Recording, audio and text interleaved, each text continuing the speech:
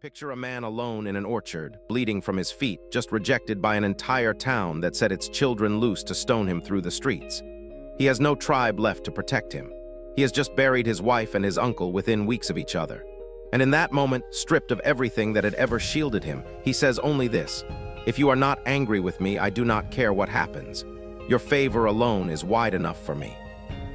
That is where this story is going. To understand how he got there, we have to go back to the day Banu Hashim walked out of Abu Talib, alive, but with the hardest year of his life still waiting on the other side of that relief. In the 10th year of the mission, not long after the clans returned from the mountain pass, Khadijah bint Khuwaylid died. She had been 40 when they married and 25 when she became his wife, and 25 years had passed since, which placed her at around 65. He never stopped speaking of her. Long after her death, he told Aisha plainly, "God has never given me a better wife than Khadijah.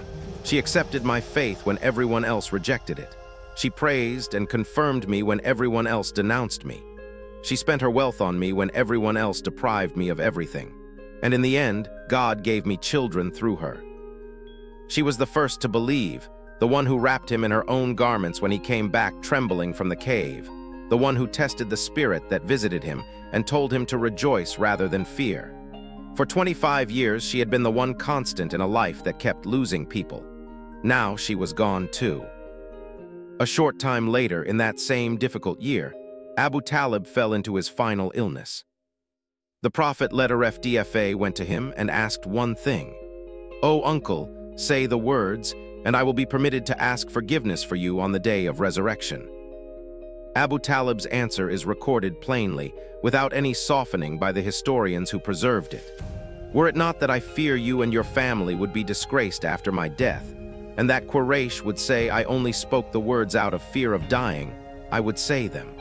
But I must remain in the religion of my forefathers." He died holding to that. Afterward, a verse was revealed: "You do not guide whom you love, but Allah guides whom He wills." This is worth sitting with honestly. Abu Talib had protected his nephew for decades, refused every bribe and threat Quraysh brought against him, and stood in a mountain pass for 3 years rather than hand him over. None of that earned him the one thing the Prophet _FDFA most wanted to give him. The sources do not soften this into a deathbed conversion. They record a man who chose the honor of his fathers over the words his nephew asked of him, and a Prophet _FDFA who could not change that choice, no matter how much he loved him. Tradition holds that the Prophet _FDFA himself gave this year its name, al-Huzn, the year of sorrow. 2 losses inside the same stretch of months: the wife who had believed him before anyone, the uncle who had shielded him since childhood. Both gone within weeks of each other. In the same year, the clan had only just survived 3 years of starvation. There was no pause between disasters for grief to settle before the next one arrived. With Abu Talib dead, leadership of Banu Hashim passed to Abu Lahab. At first, he offered to continue the same protection his brother had given for decades. It did not last. Quraysh's leaders went to him and told him that his nephew had claimed their shared ancestor, Abd al-Muttalib, was in hell.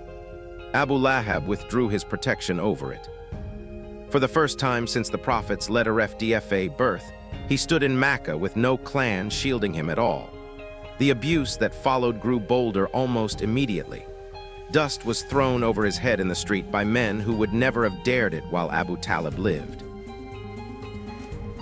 With no protection left in his own city, he traveled to Taif, accompanied by Zayd ibn Haritha, hoping the tribe of Thaqif would shelter what Mecca no longer would.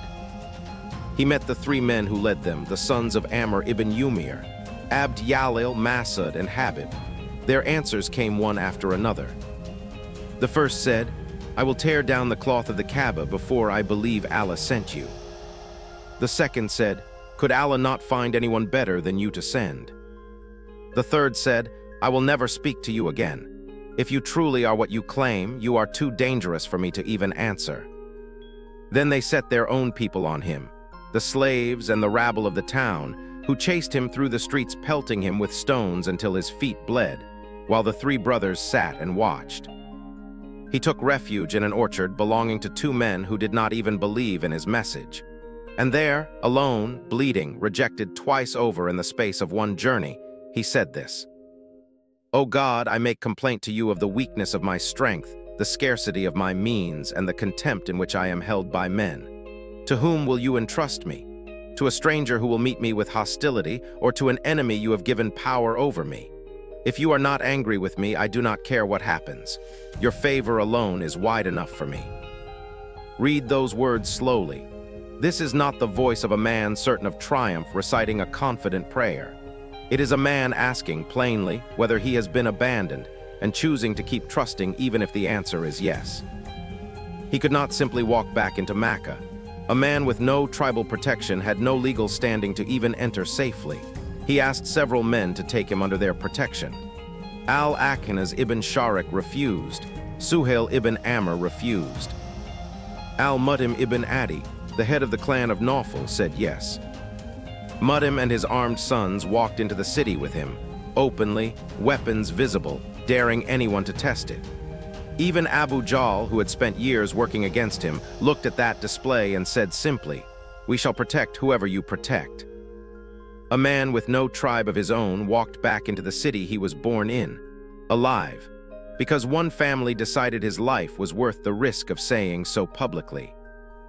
In the depth of this same period, the Quran itself records something that happened to him in a single night. Exalted is he who took his servant by night from the sacred mosque to the farthest mosque, whose surroundings we have blessed to show him some of our signs.